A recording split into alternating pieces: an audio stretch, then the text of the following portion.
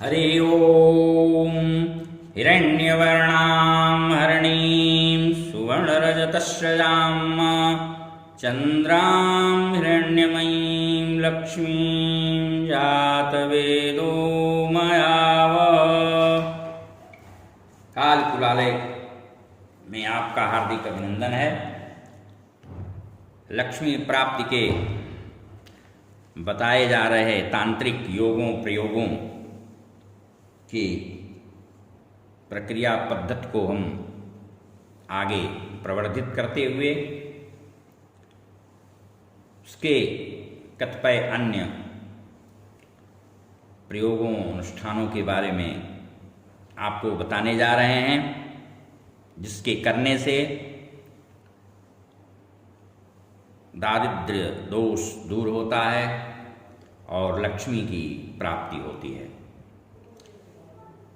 धन प्राप्ति के शास्त्रों में अनेक प्रयोग कहे गए हैं। उनमें ऋग्वेदोक्त श्री सूक्त प्रचुर प्रभावशाली है।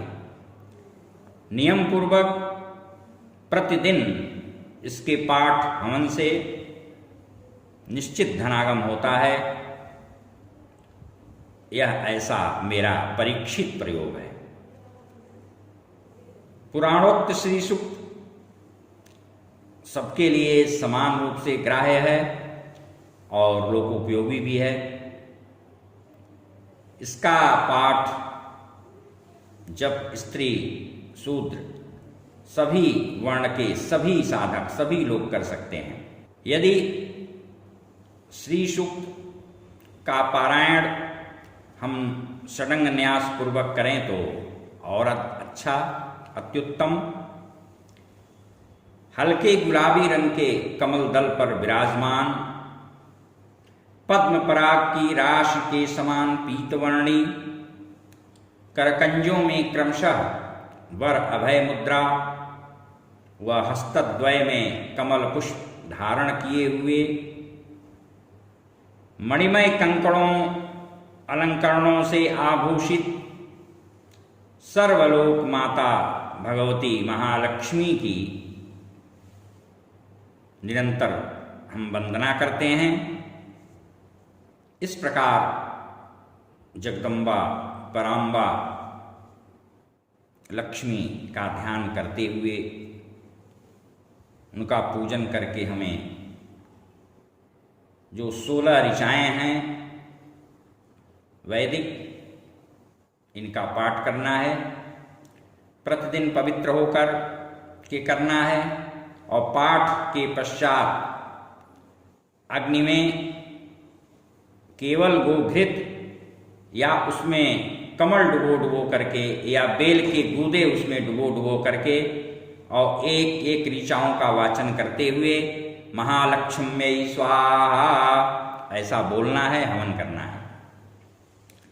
रुद्रयामल में भी श्री सूक्त का संपुटित प्रयोग बहुत अचूक अत्यधिक प्रभावशाली बताया गया है।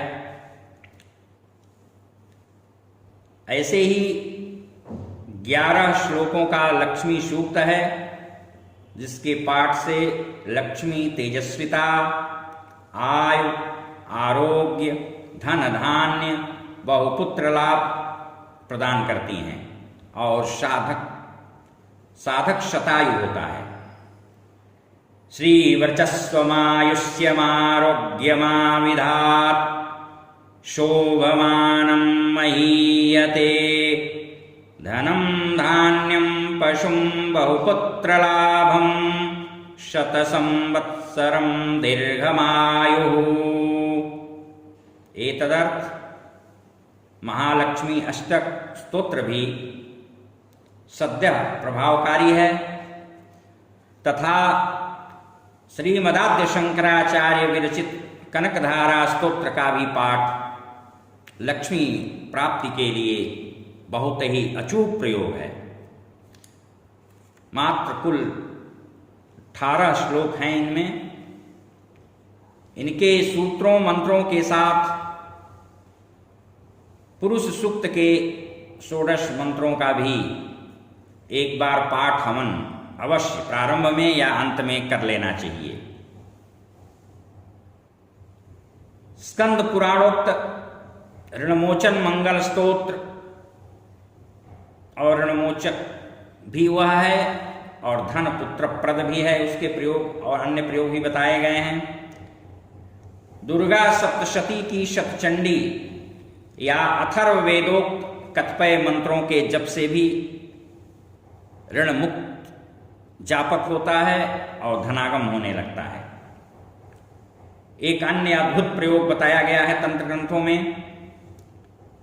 बिल्व का पंचांग अर्थात पत्र, फल, बीज, लकड़ी और जड़, इस सब का चूर्ण बना लिया जाए, उसमें सिंदूर मिला लिया जाए और कुशा की जड़ से चंदन के पीढ़े पर या बेल के पीढ़े पर लक्ष्मी के किसी मंत्र को लिख करके उसका पंचोपचार पूजन करके उसी मंत्र का यथासाध्य यथाशक्ति सम्मुख बैठ करके नित्य जप किया जाए।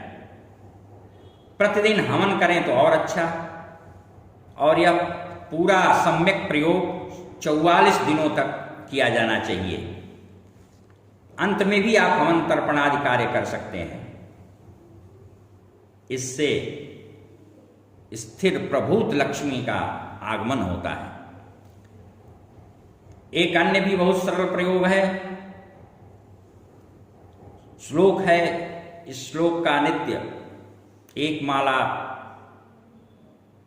या 21 बार जप करने से भी दारिद्र्य दोष बताया गया है दूर होता है। वाराणस्यामुत्तरे तु सुमंतुर्नाम वै द्विजः तस्य स्मरण मात्रेण निर्धनो धनवान भवेत्। और यह प्रयोग 1 वर्ष अवश्य किया जाना चाहिए। धन हेतु कुबेर के भी कई मंत्र प्रयोग चमत्कारिक फल प्रदान करते हैं, क्योंकि कुबेर यक्षाधिपति हैं और कलयुग में यक्ष यक्षिणियों अप्सराओं की साधना शीघ्र फलदायी होती है। धनाध्यक्ष हैं कुबेर देवताओं के, इसलिए कुबेर की आराधना से भी धनागम होने लगता है। लक्ष्मी के भी बहुत मंत्र हैं जो अनुष्ठित होकर के अनुष्ठानकर्ता को प्रभुत धनवान बनाने में सर्वसमर्थ हैं। कुबेर की यंत्र पूजा की भी की जाती है, उससे भी धनागम होता है। और भी महालक्ष्मी के प्रयोग हैं। श्वेतार्क गणपति और उच्छिष्ट गणपति की सविधि आराधना से प्रभुत धन की प्राप्ति होती है।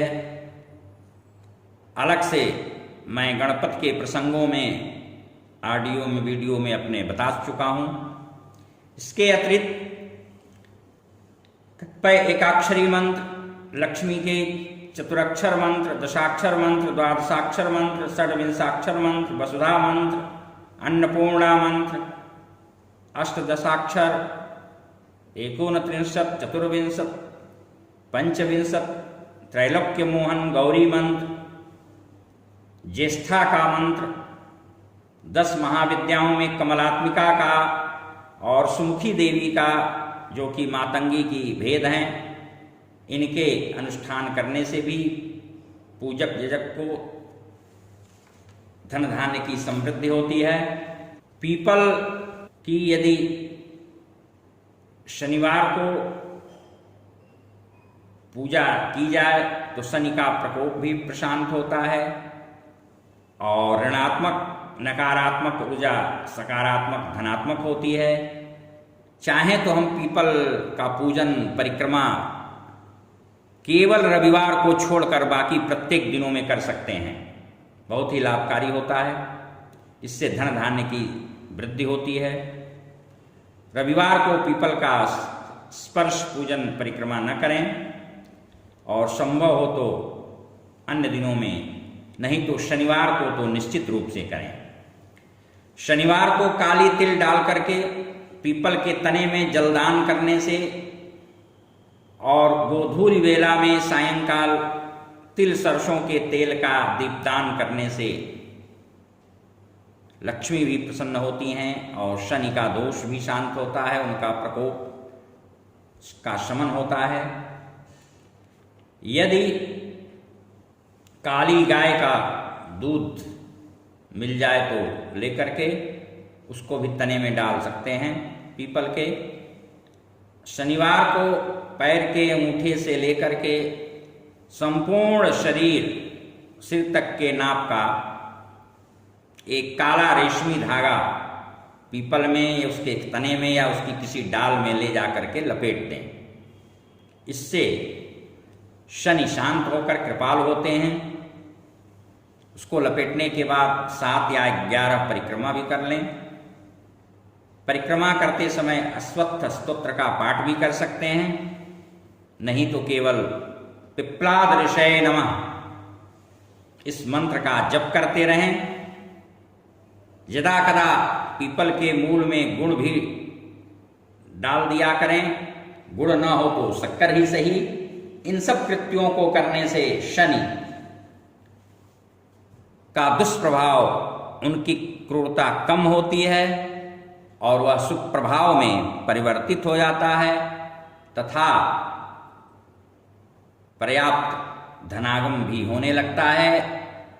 अर्थ प्राप्ति के अवरुद्ध मार्ग सारे उद्घाटित होने लगते हैं, खुलने लगते हैं। हरि ओम। शांति शांति।